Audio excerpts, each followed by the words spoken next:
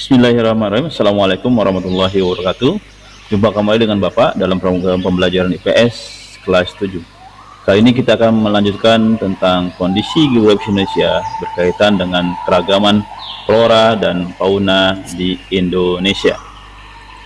Perhatikan tayangan berikut ini. Sebelum kita mulai, marilah kita sama-sama membaca basmalah. Bismillahirrahmanirrahim. Sebagai negara kepulauan yang beriklim tropis, Indonesia memiliki posisi strategis dalam lingkungan hidup di dunia. Indonesia adalah pemilik hutan hujan tropis terluas ketiga di dunia, setelah Brasil dan Kongo. Dengan lebih dari 130 juta hektar hutan hujan tropis, dari segi spesies tumbuhan atau flora, Indonesia memiliki kekayaan yang luar biasa. Diperkirakan bahwa di seluruh dunia terdapat sekitar 2 juta spesies tumbuhan yang telah dikenali. Dari jumlah tersebut, 60% diantaranya terdapat di Indonesia. Berikut keragaman flora dan fauna di Indonesia. Tujuan pembelajaran. Setelah pembelajaran, peserta didik dapat mengklasifikasikan jenis flora dan fauna di Indonesia, mendeskripsikan pembagian wilayah flora dan fauna di Indonesia, menganalisis perubahan flora dan fauna di Indonesia. Di dalam Al-Quran, Allah Subhanahu wa Ta'ala berfirman dalam surat An-Nur ayat 45, A'udzubillahi minasyaitonirrajim, Bismillahirrahmanirrahim, yang artinya, dan Allah menciptakan semua jenis hewan dari air, maka sebagian ada yang berjalan di atas perutnya, dan sebagian berjalan dengan 2 kaki, sedang sebagian yang lainnya berjalan dengan 4 kaki. Allah menciptakan apa yang Dia kehendaki. Sungguh Allah Maha Kuasa atas segala sesuatu. Tahukah kamu apakah itu flora dan fauna? Berikut pengertiannya. Flora yaitu tumbuh-tumbuhan yang pada suatu daerah dengan menyebutkan suatu jenis tanaman yang ada di tempat itu, atau kekayaan akan jenis tumbuh-tumbuhan yang ada di tempat itu. Sedangkan fauna yaitu alam hewan yang mencakup segala jenis hewan serta kehidupannya yang berada di wilayah dan masa tertentu. Tahukah kamu bunga apakah ini? Ya, betul. Ini adalah bunga Rafflesia atau dikenal dengan bunga bangkai.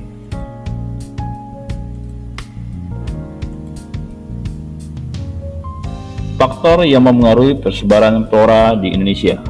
Yang pertama adalah faktor iklim. Iklim juga dipengaruhi oleh suhu udara dan curah hujan. Indonesia memiliki iklim yang sangat baik, yaitu iklim tropis, sehingga mempengaruhi pertumbuhan, persebaran flora dan fauna di Indonesia. Yang kedua adalah tanah, tekstur tanah, tingkat kesuburan tanah, humus, unsara, dan faktor biotik, yaitu pengaruh makhluk hidup lainnya. Menurut Jung Hoon, salah satu ilmuwan dari Jerman, menjelaskan bahwa zona tumbuh-tumbuhan Indonesia berdasarkan ketinggian adalah sebagai berikut. Bisa dilihat di gambar slide ini. Ada pohon kelapa, terus padi, jagung, karet, kopi, teh. Di ketinggian 1000 meter atau di perbukitan dan mungkin 20 meter adalah pohon pinus, sampai dengan pegunungan itu lebih banyak adalah tanaman lumut. Kita lanjut. Garis Weber dan Wallace.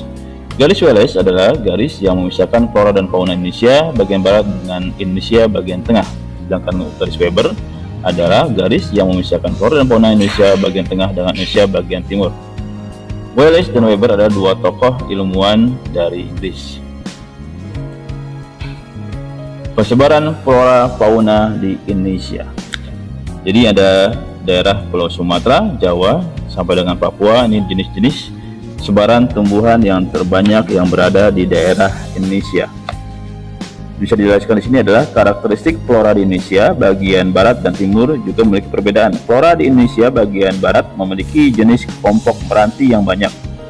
Selain itu juga terdapat berbagai jenis rotan. Tidak memiliki hutan kayu putih, memiliki jenis tumbuhan matoa atau tidak memiliki jenis tumbuhan matoa sangat sedikit, jenis tumbuhan sagu juga sedikit.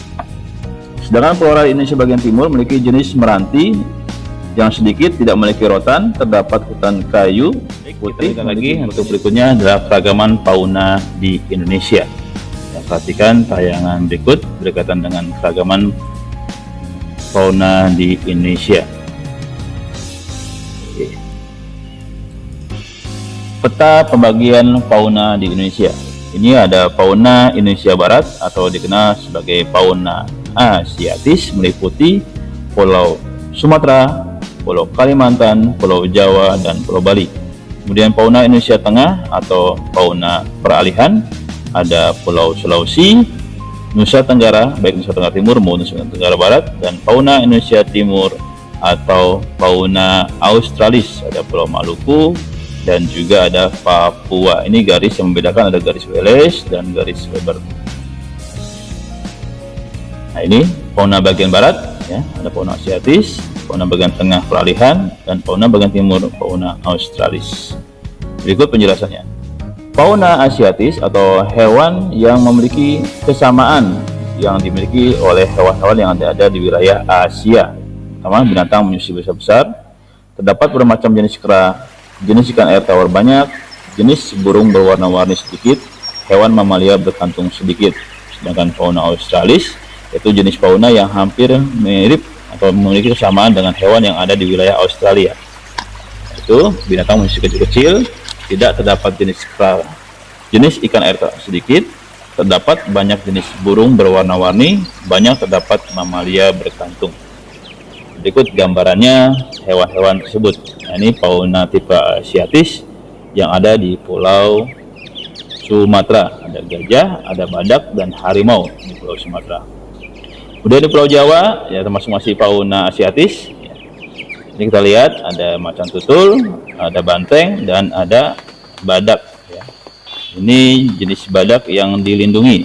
Ya. Kita di kelas 7 memiliki program ekspedisi. Sudah 2 kali kita mengunjungi Taman Nasional Ujung Kulon di daerah Banten. Itu untuk mengobservasi keberadaan hewan badak ini.